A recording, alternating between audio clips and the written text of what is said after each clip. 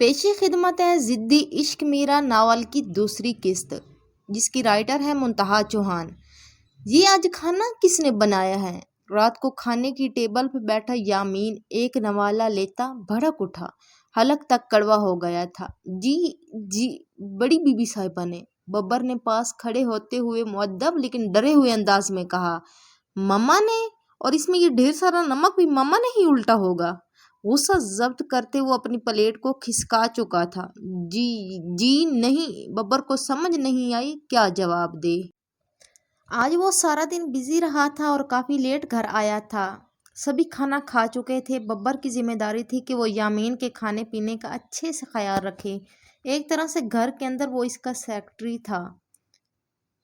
کوئی بھی ملازمہ اس کے نزدیک نہیں پھڑکتی تھی۔ وہ بہت سخت مزاج، ہر چیز کو پرفیکٹ کرنے والا، لڑکی ذات سے خار کھاتا تھا۔ بھائی کچھ اور بنا دیتے ہیں ہم آپ کو۔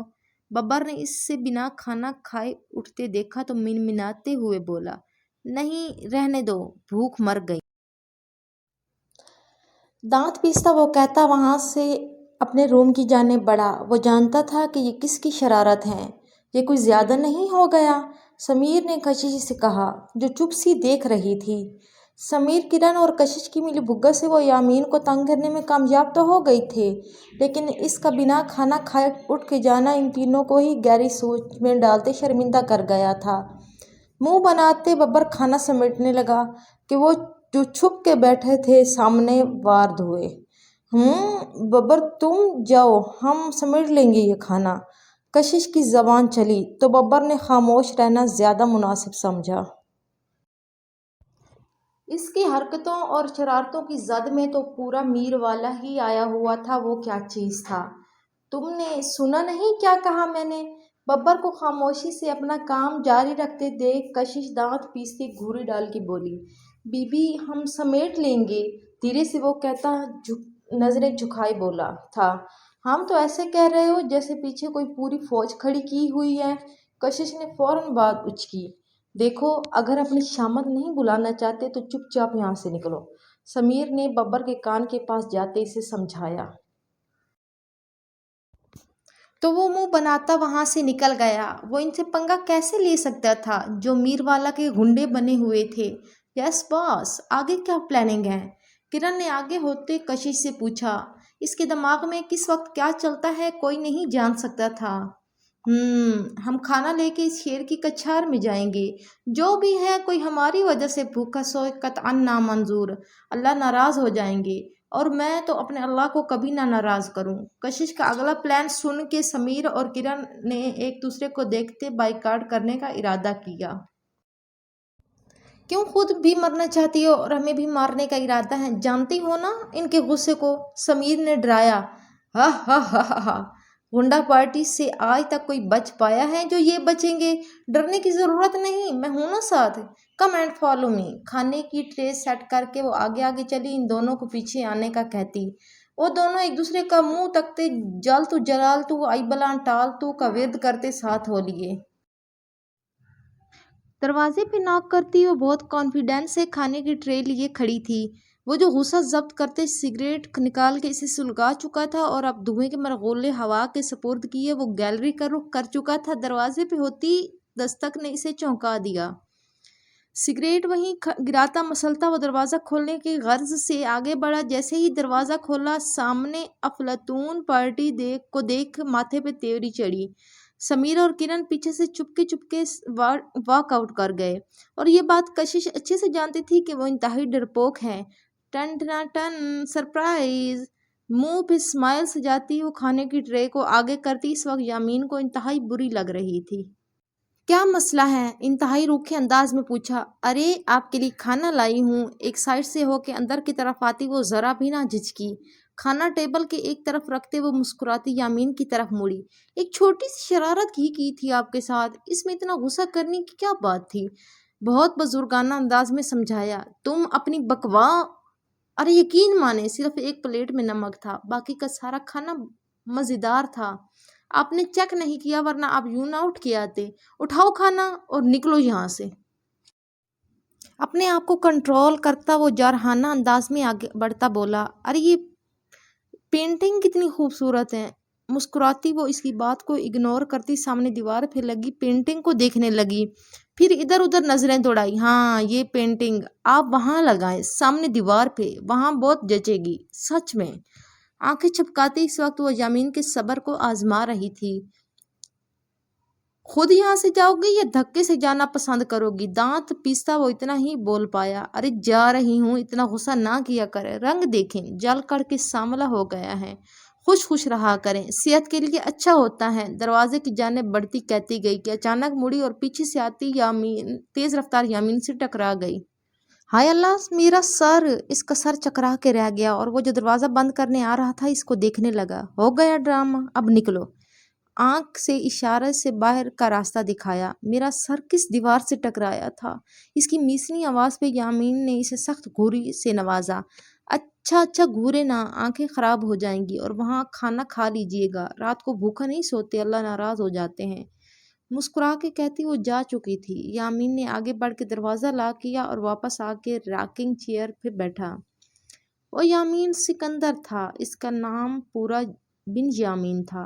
बिन यामीन से वो यामीन सिकंदर बन गया। हाँ, एक हादसा उसे क्या से क्या बना गया। वो सिफर था, लेकिन इस एक हादसे ने आज इसे 6 होटल्स का मालिक बना दिया था। और सिर्फ बात यही तक ना थी, इसके होटल्स की ब्रांचें अब दूसरे शहरों में भी फैलने लगी थी। और इस सब में सिर्फ 3 साल लगे थे। 3 साल पहले जब ताज सिकंदर का होटल अताज एक डूबती कश्ती थी। 3 बेटे थे इनके, जिनमें से एक फौत हो गया था और 2 हयात थे। और इन दोनों ने ही बाप के बिजनेस को आगे बढ़ाने की बजाय अपने अपने बिजनेस को फोकियत दी थी।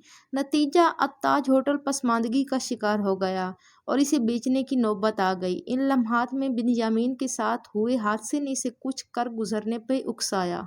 और जिस दिन दादाजी ने वो बेचना चाहा, इस दिन वो खड़ा हुआ और अत्ताज होटल को दादाजी से ले लिया। सब घर वालों ने मना किया, बाप ने भी मना किया, लेकिन वो ना माना और खुद का आजमाने के लिए इसने इस डूबते जहाज को किनारे लगाया। और ना सिर्फ किनारे लगाया, बल्कि इंतहाई मेहनत और लगन से इसकी और ब्रांचें कायम की। क्यों क्यों रुखसत हूँ मैं इस शख्स के साथ, जिसके पास अपना कुछ भी नहीं, जो शुरू से खाली हाथ है। वो मुझे क्या देगा? नहीं चाहिए एक हारा हुआ मर्द मुझे। ये वो अल्फाज थे जो हथौड़े की तरह आज भी बिन्यामीन के दिमाग पे बरसते थे और इसे सर दर्द शुरू हो जाता था।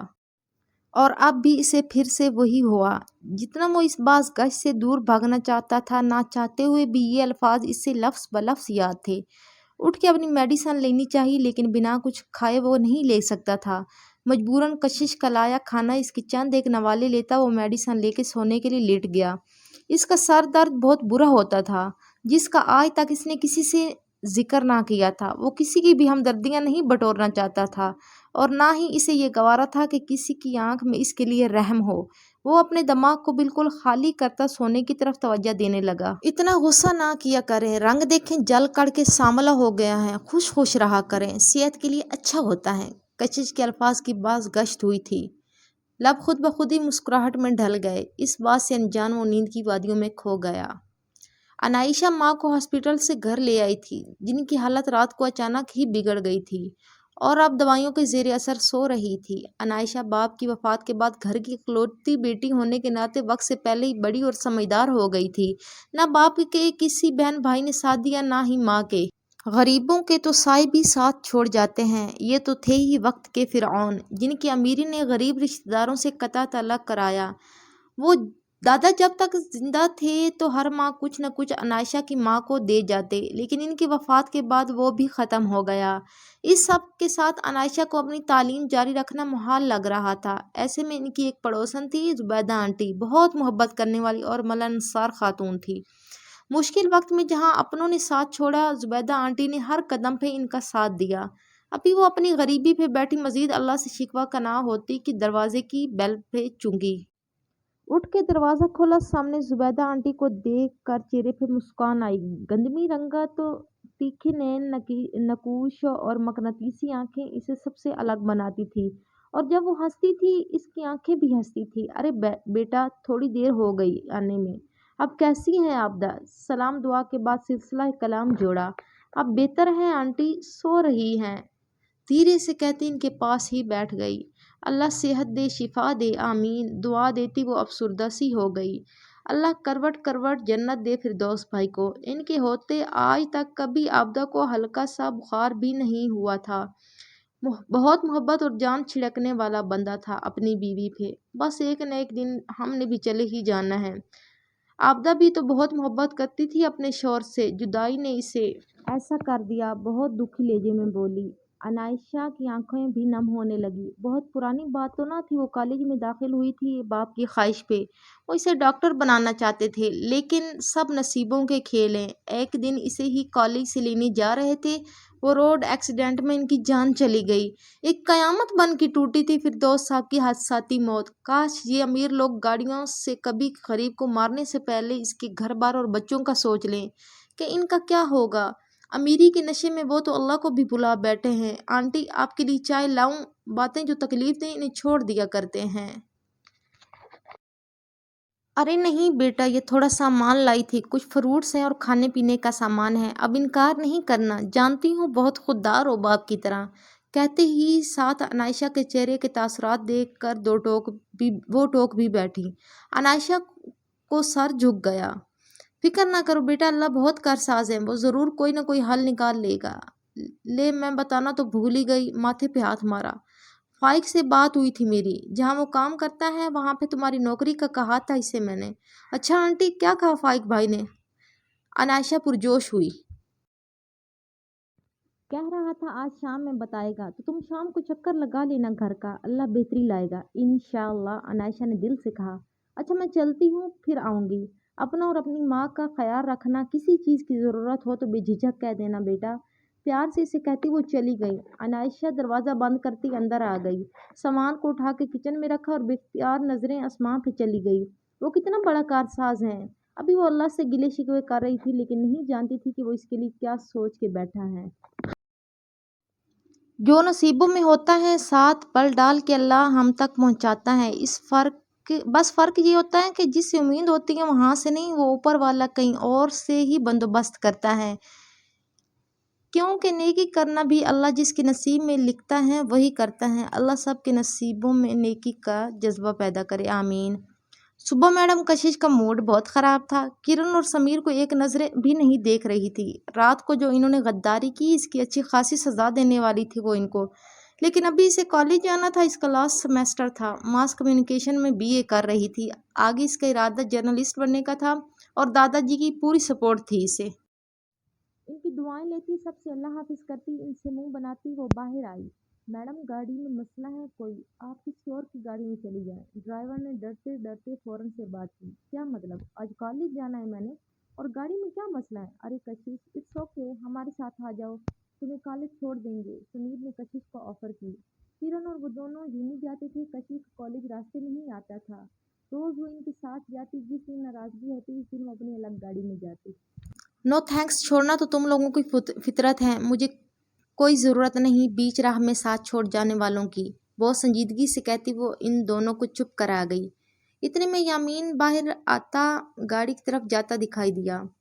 ان کو یکسر انداز کرتا وہ اپنی گاڑی کی جانب بڑھا۔ ڈرائیور نے فوراً دروازہ کھولا، وہ اندر بیٹھا کے ساتھ ہی میڈم کشش بھی گھس گئی کام سے۔ سمیر نے لب بھینچے۔ چلو ہم چلیں، دیر ہو جائے گی، پہلا پیریڈ مس ہو جائے گا میرا، کرن نے اسے کہا، اور وہ گاڑی میں بیٹھ کے نکل گئے۔ یہ کیا حرکت ہے؟ یامین کے ماتھے پہ تیوری چڑھی۔ کیا ہوا؟ لفٹ لی ہے؟ بہت آرام سے بیٹھے وہ مسکرا کے بولی، واہ آپ کی گاڑی تو بہت مزے کی ہے، کتنی نرم ملائم سیٹیں ہیں اس کی۔ وہ بچوں کی طرح خوش ہوتی تعریف کرنے لگی۔ اترو نیچے، یامین نے سختی سے کہا۔ کیوں؟ کشش کے ماتھے پہ تیوری چڑھی، پھر مقابل کا غصہ سے بھرا چہرہ دیکھ کر فوراً پنیترا بدلا۔ پلیز مجھے آج کالج چھوڑ دیں، میری گاڑی خراب ہو گئی ہے، بہت معصوم سی شکل بناتے ہوئے کہا۔ کیا اور کسی کی گاڑی میں چلی جاؤ، اترو فوراً۔ بنا کسی لحاظ یامین نے اسے باہر کا راستہ دکھایا۔ دیکھیے آپ ایسا نہیں کر سکتے، میں آپ کی کزن ہوں نا، چھوٹی سی پیاری سی معصوم سی، کر دینا ہیلپ پلیز۔ آنکھیں چپکاتی وہ یامین پہ اپنا سحر پھونکنے لگی، اور یہی تو یامین نہیں چاہتا تھا۔ خود اترو گی یا ہاتھ پکڑ کے نیچے اتاروں؟ اب کی بار انتہائی سرد لہجے میں کہا تو کشش کو بھی غصہ آ گیا۔ نہیں اترتی، جو کرنا ہے کر لیں، منہ بناتی وہ مزید گاڑی میں دبک کے بیٹھ گئی۔ یامین لب بھینچتا رہ گیا، وہ انتہا کی ضدی تھی یہ تو وہ بھی جانتا تھا، और इस वक्त वो काफ़ी लेट हो चुका था। ड्राइवर को चलने का इशारा करते कशिश को इग्नोर किया। गाड़ी स्टार्ट होते ही एक खुशी की लहर दौड़ी गई थी इसके चेहरे पे, और वो खुशी यामीन ने कन अखियों से देखी थी। और नफ़ी में सारा हो जाता अपना लैपटॉप ऑन किया। आप फिर ना वाक़या ग़रूर करना बनता है, कशिश की ज़बान फिर से चली। यामीन ने ध्यान ना दिया और ब्लूटूथ कानों में लगाए वो हाजिक से बात कर रहा था, जबकि नज़रें सामने लैपटॉप पे थी। जब अल्लाह बंदे को बेहिसाब दे देता है तो गरूर आ ही जाता है। इसके अल्फाज यामीन को हंटर की तरह लगे। ब्लूटूथ कानों से हटाए और इसकी जानिब नागवारी से देखा। अपना मुंह बंद रखो वरना चलते गाड़ी से नीचे उतारते मुझे एक लम्हा नहीं लगना। जब गरूर आता है ना तो गुस्सा तो बेतहाशा आता ही है। खैर सानू की अगली बात करते साथ ही मुंह फेर लिया। यामीन मुठियां भीतर रह गया। वो बहुत ढीठ वाक़या हुई थी और ये यामीन जानता था। थोड़ी देर गुजरी होगी कि फिर से कशिश की ज़बान चली। ये जो सामने टीवी लगाए हैं ये चलता भी है या बस एवं शो शा के लिए लगाया है? इसकी गाड़ी को अच्छी तरह से जांच कर लेने के बाद अभी अगला सवाल दागा था। लेकिन यामीन ने अब की बार बोलना ज़रूरी ना समझा। अरे बस बस मेरा कॉलेज आ गया, कशिश चिल्लाई। यामीन को लगा कान के पर्दे फाड़ दे। उतरो अब। खुद पे जब्त करता वो इसे देखते बोला, अपने ड्राइवर से कहे ना दरवाज़ा खोल दे जैसे आपके लिए खोलता है। बहुत मिन्नत वाले अंदाज में यामीन के करीब होते वो रिक्वेस्ट कर रही थी और यामीन लब भिंची सफलतून को देख रहा था। हुक्म मिलते ही ड्राइवर ने कशिश की साइड वाला दरवाज़ा खोला और वो बड़ी शान से कदम बाहर निकालते खड़ी हुई। एक बहुत खूबसूरत स्माइल से इर्द गिर्द देखा। बहुत काफ़ी लड़कियां इसको इतनी बड़ी गाड़ी से उतरता देख चुकी थी। पलट के शुक्रिया अदा करना चाहा लेकिन इस गाड़ी का दरवाज़ा बंद हो चुका था और ड्राइवर गाड़ी आगे बढ़ा चुका था। मुंह तो बनाया लेकिन घर जाके शुक्रिया करने का इरादा करती वो कॉलेज के अंदर बढ़ गई। अरे वाह कशिश, ये किसकी गाड़ी में आई हो आज? मरियम से रहा ना गया तो पूछ बैठी। अरे अपनी ही समझो। कशिश ने फर्जी कॉलर झाड़े। काफ़ी लड़कियां जो इससे छुपती छुपाती फिरती थी, इसकी शरारतों की वजह से वो भी आज बहुत मरऊब नजर आ रही थी। नहीं पता भी, तुम्हें पता भी है जिस गाड़ी में तुम बैठ के आई हो इसकी मालियत कितनी है? मरियम की हैरानी अभी भी कम ना हो रही थी। हाँ जानती हूँ, काफ़ी महंगी है। अब असल प्राइस तो पता ही नहीं थी, इसलिए टालते हुए आगे बढ़ी। मरियम भी इसके पीछे ही थी। 1 करोड़ से ऊपर की गाड़ी है ये। तुम तो काफ़ी अमीर हो भाई, कभी बताया नहीं।